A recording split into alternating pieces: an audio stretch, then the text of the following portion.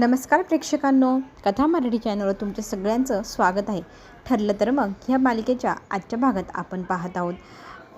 अर्जुन आणि सायलीमध्ये वाद झालेला असतो. त्याच्यामुळे सायली रागावून रुसून एकदम स्टोर रूममध्ये येऊन बसलेली असते. सगळेजण तिला शोधता शोधता मग तिकडे येतात. प्रतिमा आत्या हे सगळं पाहून असते स्टोर रूममध्ये आणि प्रतिमा आत्या म्हणते, आठवतं का लहानपणी तन्वी अशीच बसायची, आज जशी सायली बसली होती तशी.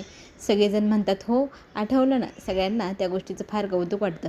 कळत नकळतपणे नेहमीप्रमाणे आता इथे सायलीची आणि तन्वीची तुलना एकमेकीशी केली जाते. आणि मग सगळेजण आता बस झाला, इथे आता जास्त वेळ थांबू नका धुळीमध्ये, सायलीला पहिले हॉलमध्ये घ्या बरं, असं म्हणत सगळेजण सायलीला हॉलमध्ये चल म्हणत असतात. सायली मात्र विचारात पडते की हा काय प्रकार आहे.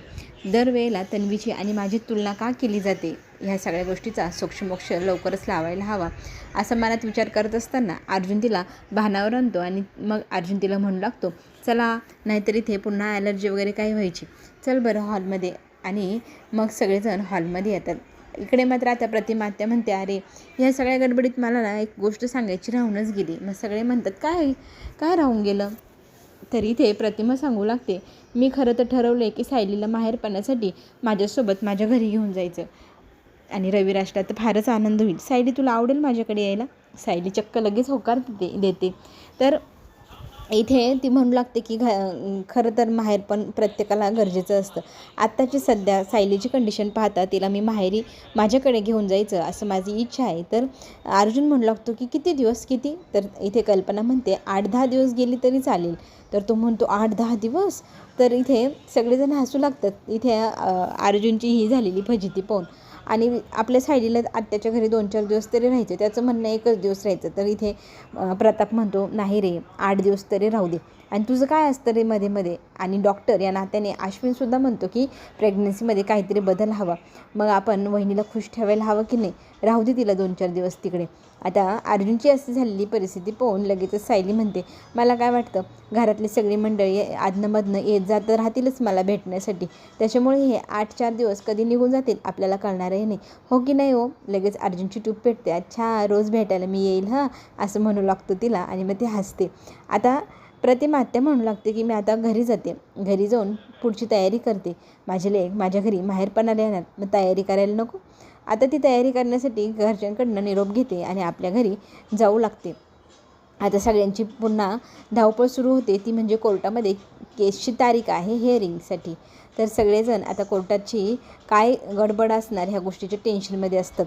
आता कोर्टात गेल्यानंतर सगळे जज साहेब आल्यानंतर उभे राहतात. सगळेजण त्यांना मान देतात. त्याच्यानंतर आता इथे सुनवाई करायला सुरुवात झालेली असते. प्रत्येकाने आपापली बाजू पुन्हा एकदा मांडावी. तर आता आपल्या सचिनचा वकील सगळ्यात पहिले येतो आणि मग तिथे त्याची बाजू मांडू लागतो. त्याच्या बाजू मांडताना तो म्हणू लागतो की मला सगळ्यात पहिले सायली ह्या व्यक्तीशी बोलायचे. तर सायलीला तिथे बोलवलं जातं. आणि अस्मिताची वहिनी या नात्याने मी तुम्हाला काही गोष्टी विचारू इच्छितो. तर सचिन कोण. तर ती म्हणते माझ्या नंदेचा नवरा. तर तुम्ही तुमच्या नंदेला फारकत घे असं का म्हणालात. तुम्ही तिचे कान भरलेत का. तुम्हाला असं का वाटलं की तिची फारकत व्हायला हवी.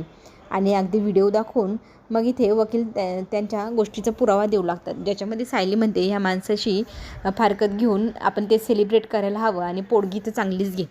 तर ह्या गोष्टीचा अर्थ काय. तर इथे सायली म्हणते की मी चांगल्या हेतूनेच मग हे सगळं म्हणाले, कारण माझ्या नंदेचा नवरा माझ्या नंदेला फसवत होता.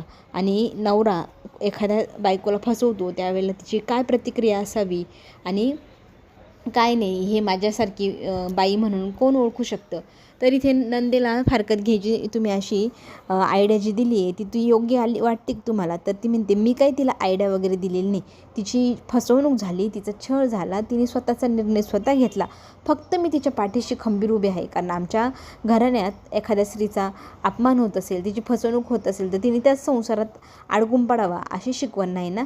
उलटा आम्ही स्त्रियांना याच्यातनं बाहेर पडा, स्वतःची अस्तित्वाची लढाई लढा असं शिकवणारं आमचं घराणं आहे असं म्हणत सायली तिची बाजू एकदम चोख मांडू लागते.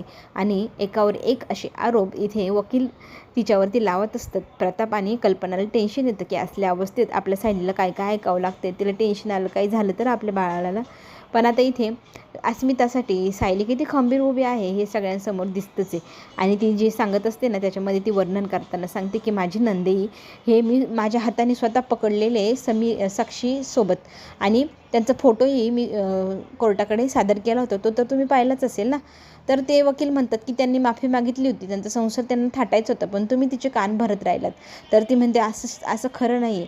ते वारंवार तिला भेटत होते, तिच्यासाठी मेहनत करत होते, आणि हे सगळं मला दिसलं, माझ्या घरच्यांना दिसलं, अगदी अस्मितालाही दिसलं, म्हणून तिने हा निर्णय घेतला. कोणाच्या सांगण्यावरून तिने निर्णय घेतलेला नाही. वारंवार एखादी व्यक्ती फक्त ढोंग करते माफी मागायचं आणि फसवणूक करते, पाठील खंजीर खूप असते, त्या व्यक्तीला काय माफ करायचं.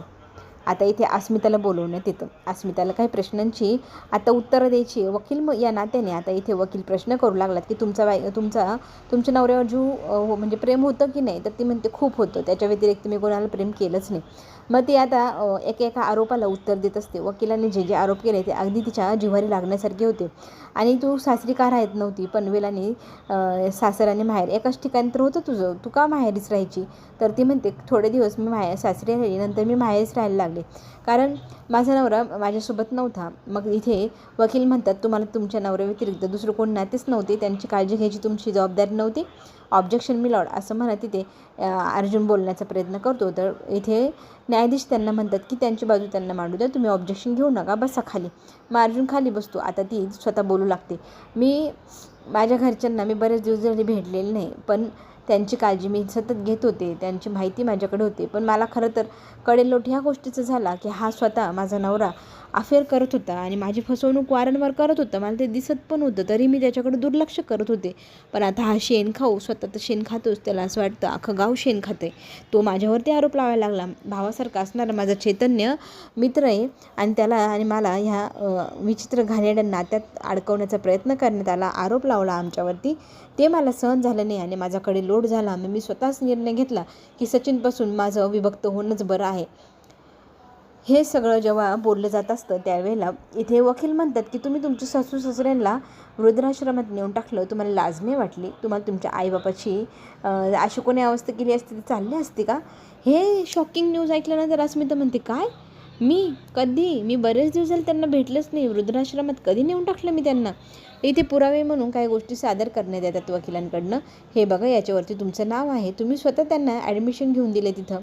खरं तर आता अस्मिता इतकी संतप्ते आणि अर्जुनला म्हणते, अर्जुन अरे तू काहीतरी बोल ना. अर्जुन तिला म्हणतो ताई तू शांत राहा. आता इथे वकील बोलतायत ते सगळं ऐकून घे. खरं तर हा पुढची प्लॅनिंग करतोय. याने चैतन्याला त्या वृद्धाश्रमात पाठवलं आहे आणि तिथून सचिनच्या आईवडिलांना घेऊन यायला सांगितले, पण ते पोचलेले नाही. त्याच्यामुळे आता अर्जुनला इथे काहीच ऑब्जेक्शन घेता येईना, कारण पुरावे दाखवावे लागतील.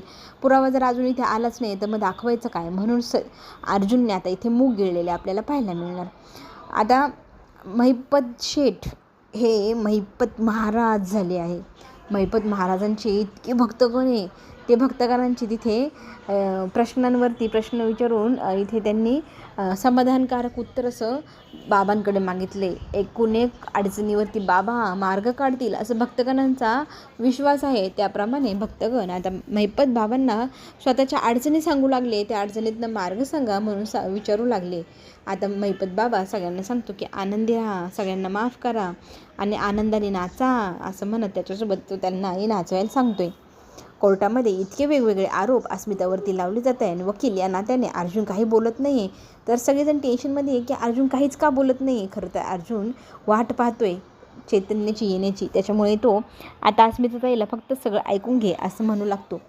आता पुढे कोर्टामध्ये वकील या नात्याने अर्जुनला अस्मिताचा भाऊ या नात्याने बोलवलं जातं. आता कोर्टाचा कोट काढून अर्जुन भाऊ या नात्याने आता तिथे जाऊन उभा राहतो. तर वकील सांगू लागतात की तुमचं साक्षी शिकरेसोबत खूप पुराणं दुश्मनी, तुमच्या सासऱ्यांवरती तिने आरोप केला होता खूनाचा, त्याच्यामुळे तुम्ही तो राग काढण्यासाठी सचिनला आणि त्याच्या बायकोला वेगळं करण्याचा प्रयत्न केला असं माझा आरोप आहे. तर हे बरोबर आहे का.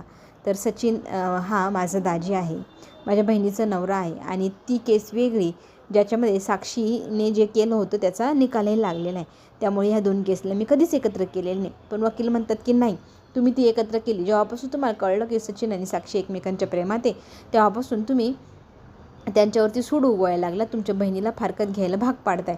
तरी ते अर्जुन एकदम समंजसपणे उत्तरं देत असतो आणि म्हणतो तुमच्याकडे काही पुरावा आहे. तर इथे वकील म्हणतात की नाही, आणि दोन्ही पार्ट्यांकडे एकही पुरावा नाही की अर्जुनने फारकत घ्यायला सांगितले किंवा अर्जुनने चीड म्हणून सचिनला अडकवण्याचा प्रयत्न केला आहे. त्याच्यामुळे न्यायाधीशांनी हा सगळा मुद्दाच खारिज करून टाकला आहे. आता पुढे पुन्हा एकदा आरोपांचे सत्र चालू झालेलं असतं. आता अर्जुनला न्यायाधीश म्हणतात की तुम्हाला काही उलट तपासणी करायची आहे की निकाल लावून टाकू.